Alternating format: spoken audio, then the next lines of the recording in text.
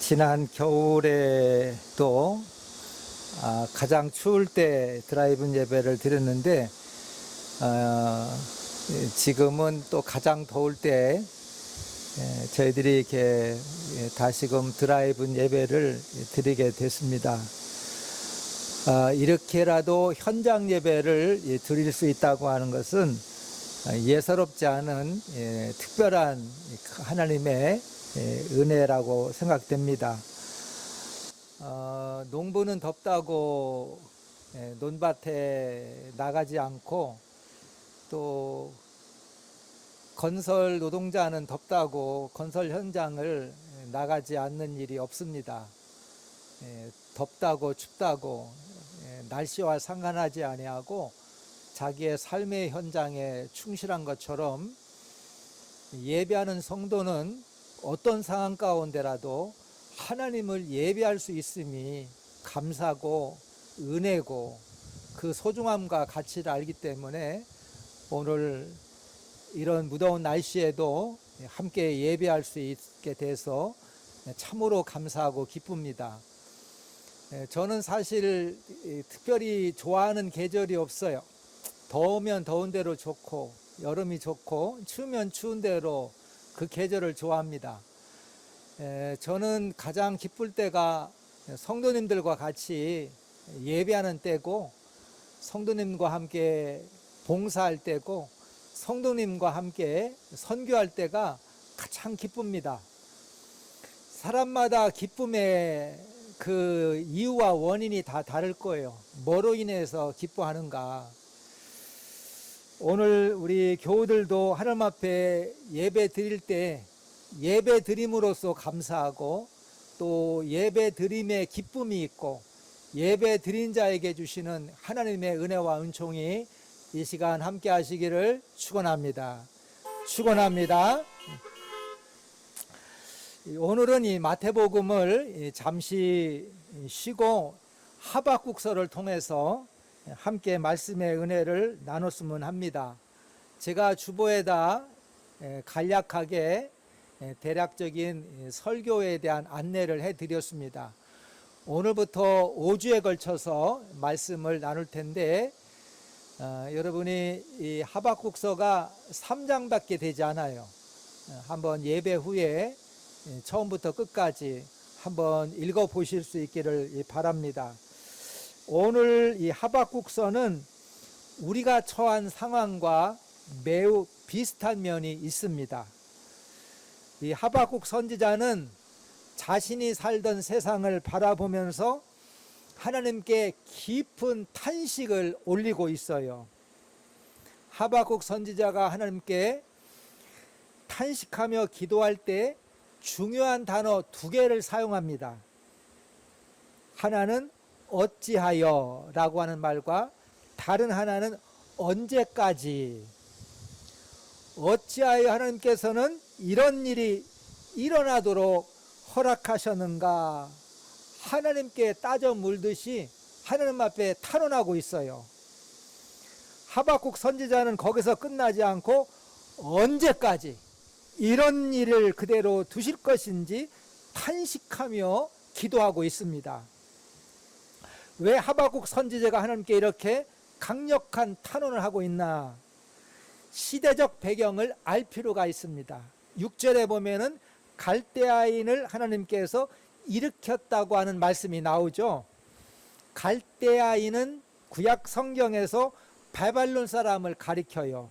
그 당시 신흥 강국이었던 바벨론 제국을 정복하고 고대 중동 지역에 강대국으로 등장하여 세계 제국 건설을 위해서 주변 국가를 무자비하게 공격했던 나라가 바벨론입니다. 하박국 선지자가 살던 유다도 바벨론의 공격을 받게 되는데, 바벨론의 무자비한 침략으로 나라의 꼴이 말이 아니었습니다.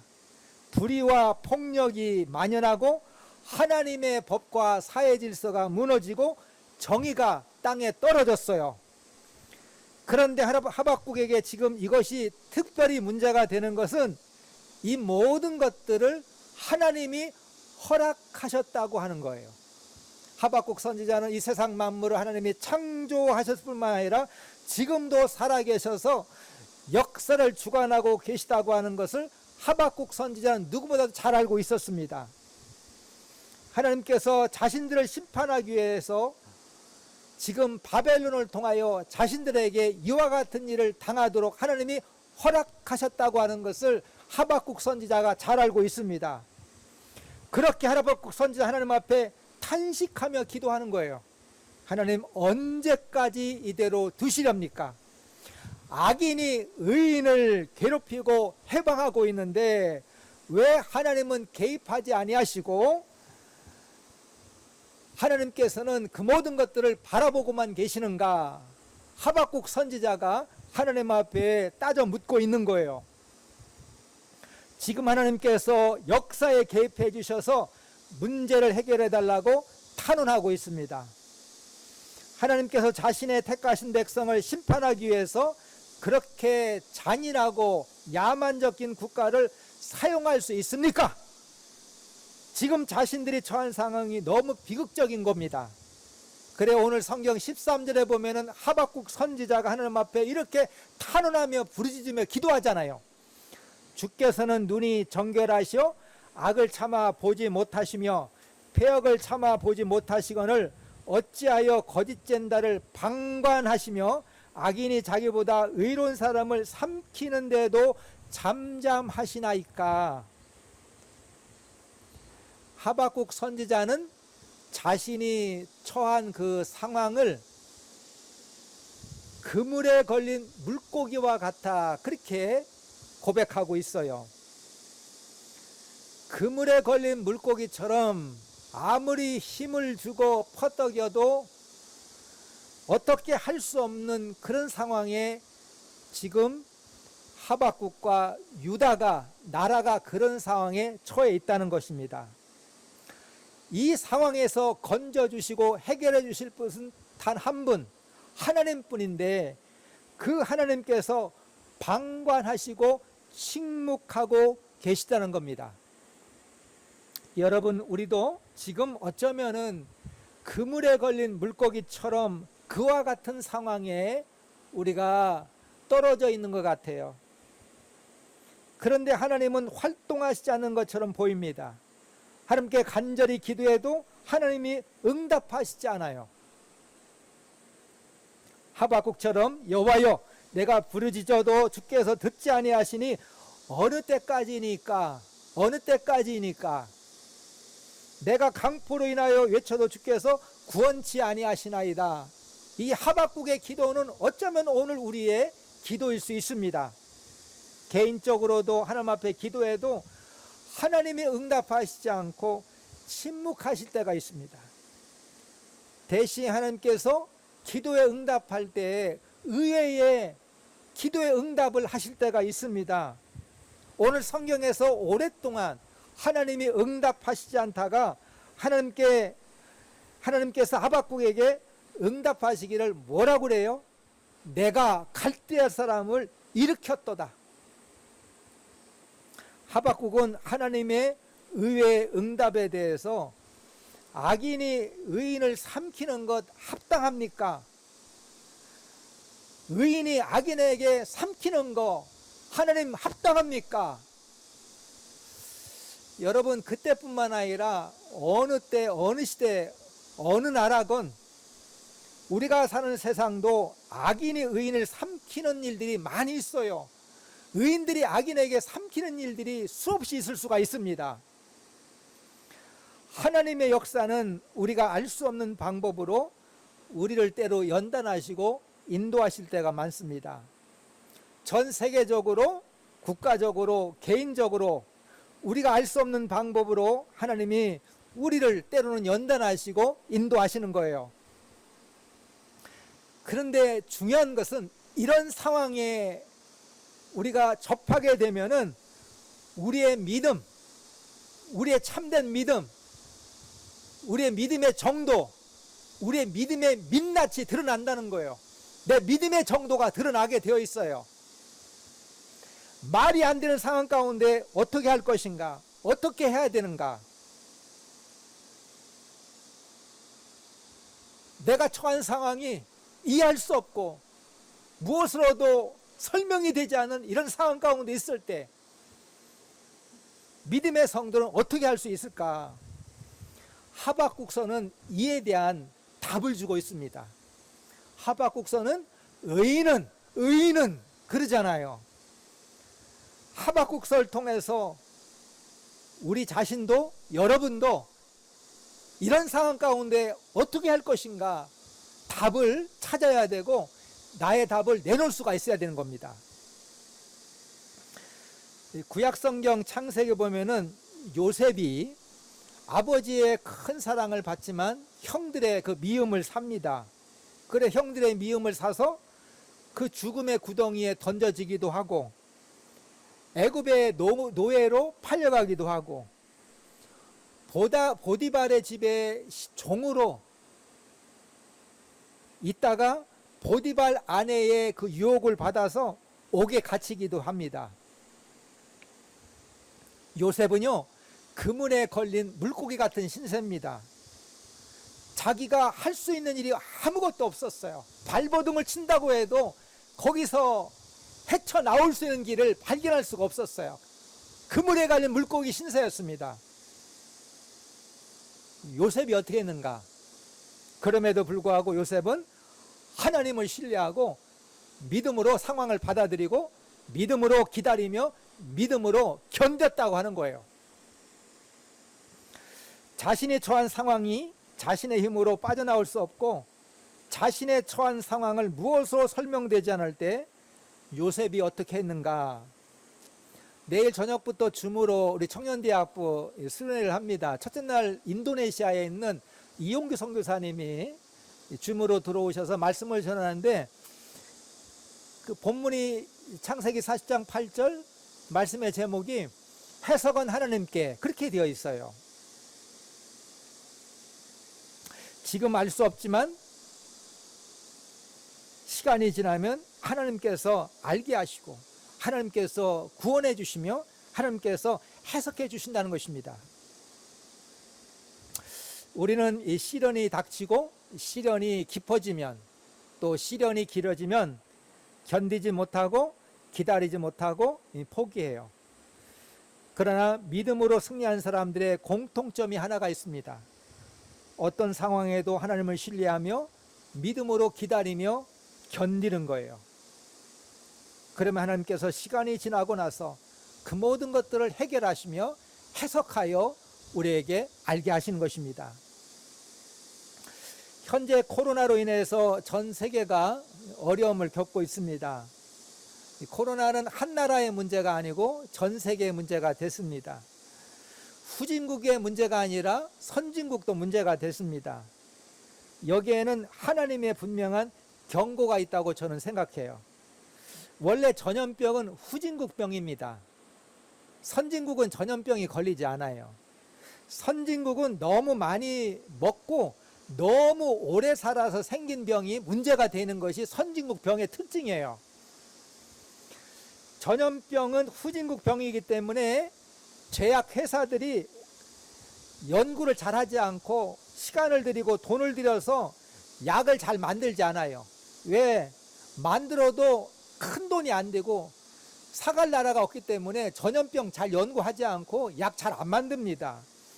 아프리카라든가 이런 나라는 먹고 살기도 힘든데 뭐 약 사서 그 병을 고칠 그런 돈도 없는 거죠. 그런 약 만들어 가지고 제약회사가 그 어리석은 짓 하지 않습니다. 얼마나 이 계산이 빠른데요. 저희가 이 탄자니아 선교에 집중하고 있는데 이 탄자니아는 아프리카에서 비교적 안정되고 경제적으로도 나쁘지 않은 나라가 탄자니아입니다. 그런데 백신 살 돈이 없고 마스크 살 돈이 없다는 거예요. 이들 양식이 옥수수인데 옥수수 1kg 사는 것보다 마스크 한 장 사는 가격이 더 비싸서 탄자니아에서 마스크를 사 쓸 수도 없다는 거예요. 그거에 비하면 우리는 너무 다행하고 행복한 거예요. 코로나로 인해서 우리가 많은 것들을 생각하고 돌아보게 하고 있습니다. 우리나라도 그렇고 전 세계적으로 전염병 전문가가 많지 않아요. 의사나 의학자가 전염병 연구해가지고 어떻게 하면 노벨상은 탈지 모르지만 그거 해가지고 윤택한 삶을 살 수 없기 때문에 전염병 연구하는 사람이 거의 없습니다. 저희가 이 탄자니아 선교 가려고 하면은 아프리카에 입고 가려면 반드시 황열병 그 예방접종한 카드가 필요하잖아요. 그래 황열병 예방접종을 해야 됩니다. 대전에 충남에는 딱 한 곳에 충남대 병원에 전염병 전문 교수님이 딱 한 분이 계세요. 그분하고 몇 주 전에 예약을 하고 가가지고 황열병 예방접종을 해야 됩니다. 전문가가 없어요. 요즘에 방송국에 나와서 뭐 예방의학 해가지고 전문가라고 하지만 전문가 아닙니다. 그분 잘 몰라요.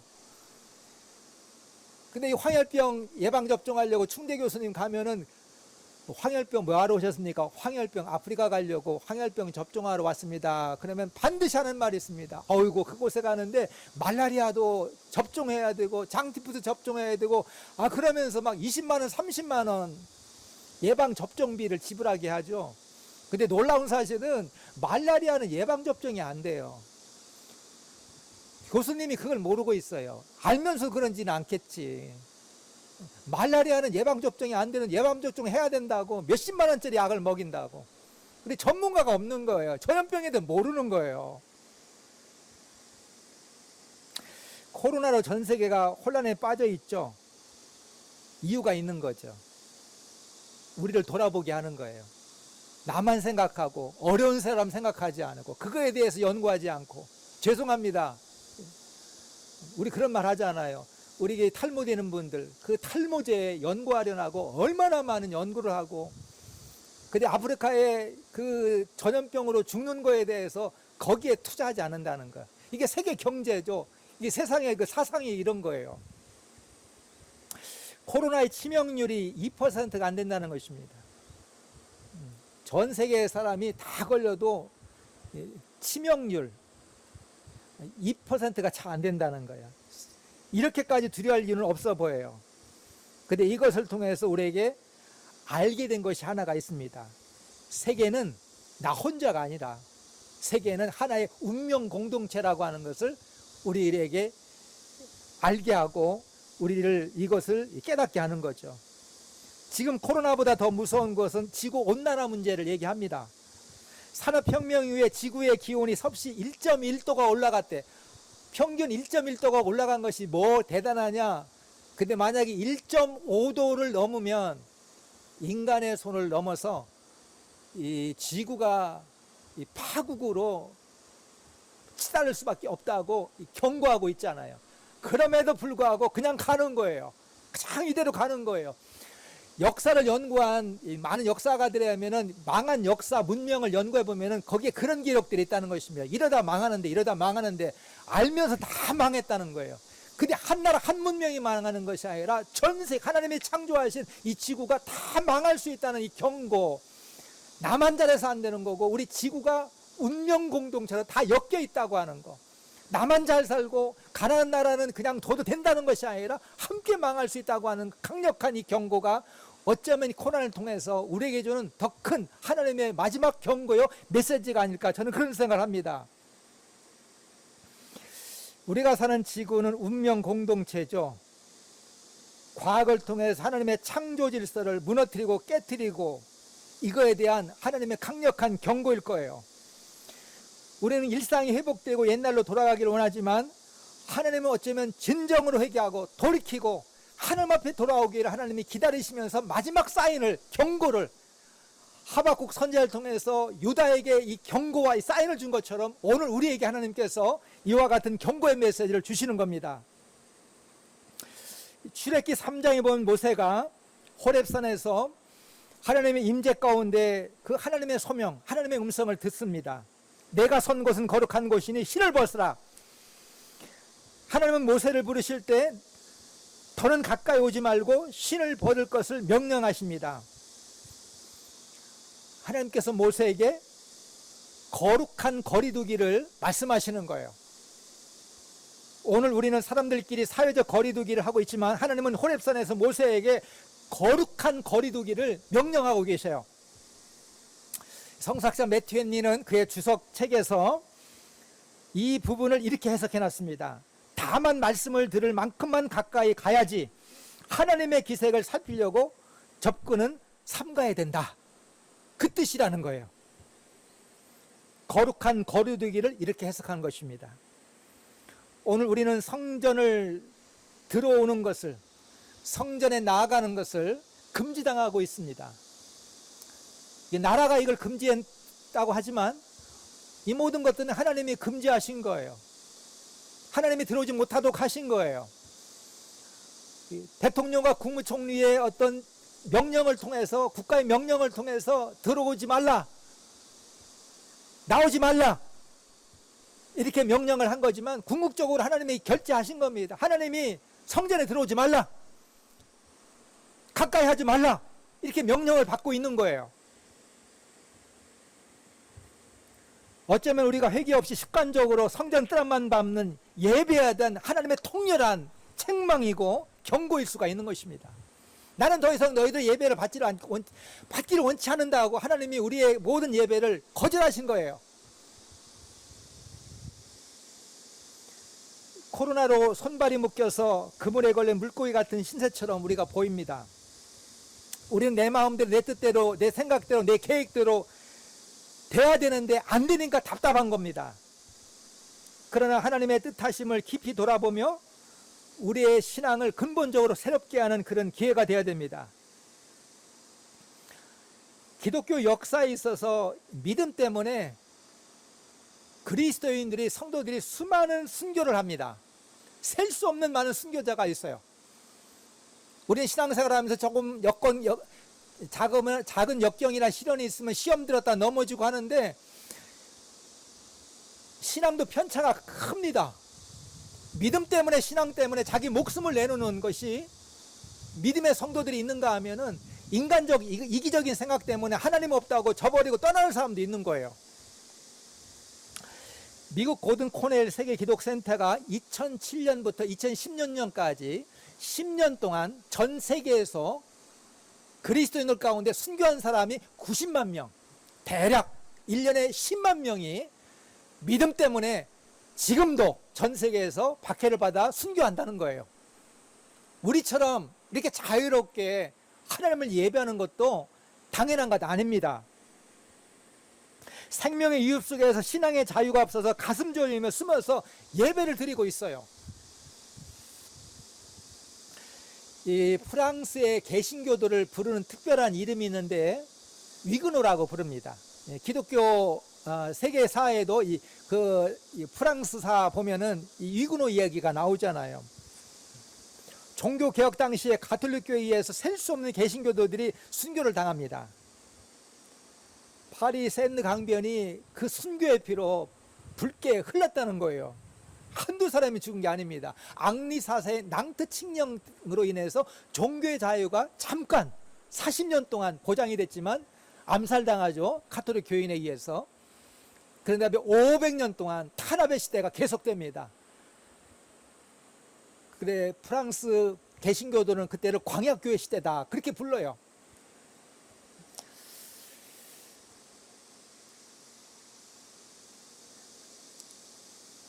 그래도 위그노는 자신의 신앙을 포기하지 않고 예배에 목숨을 겁니다. 때로는 순교를 당하고 때로는 추방을 당하고 주변 국가로 다 망명을 하지만 그래도 끝까지 믿음을 지키는 그 믿음의 사람들을 위그노라, 그렇게 부르죠. 위그노의 성지 남프랑스 광야 박물관 벽에 무명의 위그노 성도의 기도가 남아있는데 이런 기도입니다. 주님이시여, 저를 묶고 있는 쇠고리를 혼인 반지로 보게 하소서. 그리고 저를 끌고 가는 이 사슬을 당신의 사랑의 사슬로 보게 하소서. 이 성도의 믿음의 깊이를 우리가 헤아리기 어렵습니다. 그러나 우리에게도 이와 같은 믿음을 구할 수 있어야 됩니다. 어떤 상황 가운데 있을지라도 요동하지 않는, 믿음으로 견고하게 설 수 있는 우리 대학교 성도님과 우리 모두가 다 될 수 있기를 주의 이름으로 간절히 축원합니다. 기도하겠습니다. 자비하시고 은혜로우신 아버지 하나님, 예배할 수 없는 상황 가운데도 예배할 수 있도록 예배의 은혜를 베풀어 주시네 감사합니다. 어렵고 힘든 상황이라고 하지만 이것이 우리의 핑계거리가 되지 않게 하시고 어떤 상황 가운데 있을지라도 하나님을 신뢰하며 기도하며 기다리는 믿음의 성도가 되게 하시고 더 굳건한 믿음으로 나아가는 전화위복의 기회가 되게 하시고 깨끗하고 순결한 신앙, 단련한 믿음, 순수한 신앙을 갖는 기회가 되도록 인도하여 주옵소서.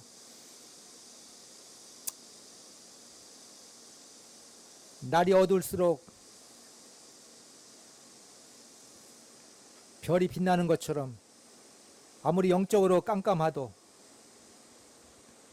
빛나는 성도의 신앙을 갖는 믿음의 성도가 될 수 있도록 저희들을 인도하여 주옵소서.